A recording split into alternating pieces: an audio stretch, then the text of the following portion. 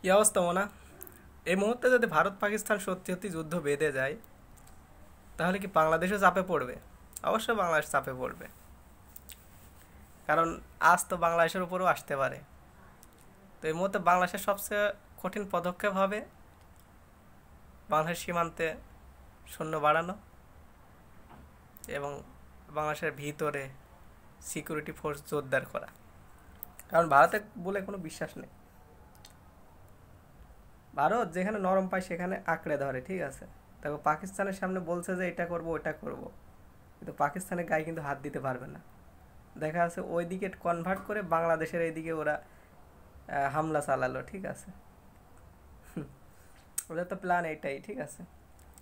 পাকিস্তানে ওরা পাকিস্তানের উপরে হামলা করতে পারবে না, কারণ ভারতের সেই সাহস নাই। যতবারই যুদ্ধ হয়েছে ভারতের কাছে পাকিস্তানের কাছে ভারত হেরেছে।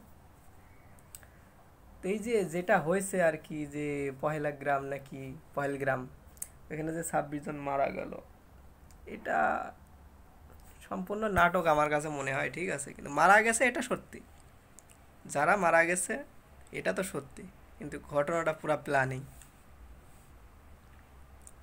নিজের দেশের মানুষকে নিজেই নরেন্দ্র মোদী মেরে ফেললো। তো আপনাদেরকে এটুকু আমার বলার আছে যে পাকিস্তানের যে আজকে বিরোধী দলের পার্টি যে ঘোষণা দিছে, তারা সিন্ধু নদীতে হয় পানি বইবে, না হলে ভারতীয়দের রক্ত বইবে। তাহলে এই বিষয়টা দেখছো কত দূর গেছে। বিষয়টা বহুত দূরে চলে গেছে। আর আমাদের এই পশ্চিমবাংলার মিডিয়া এত পরিমাণ খারাপ, এগের মানে এরাই যুদ্ধর মনে করেন যুদ্ধ যদি 1% বাদে, এদের কথায় আরো 45% বেশি বাঁধবে যুদ্ধ। এদের এই বালছিরা ইউটিউবার কিছু কিছু, ঠিক আছে, হ্যাঁ। ইউটিউবার কি এরা? ইউটিউবারই এরা, কোনো নিউজ কর্মী বা টিভি চ্যানেলের সংবাদ পাঠক না, হয়তো ইউটিউবার।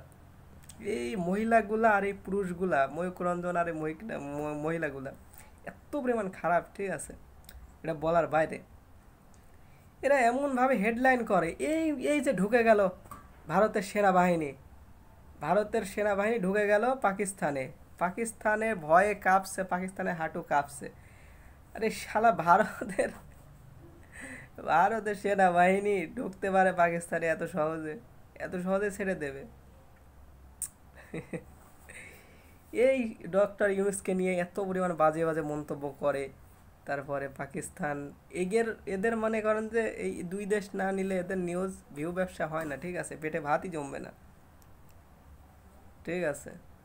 ভারত মানে একদম কুত্তার মতো ঘ্যাও ঘ্যাও করে, এদের কুত্তার মতো ঘ্যাও ঘ্যাও করে এই পশ্চিমবাংলার মিডিয়া, ঠিক আছে।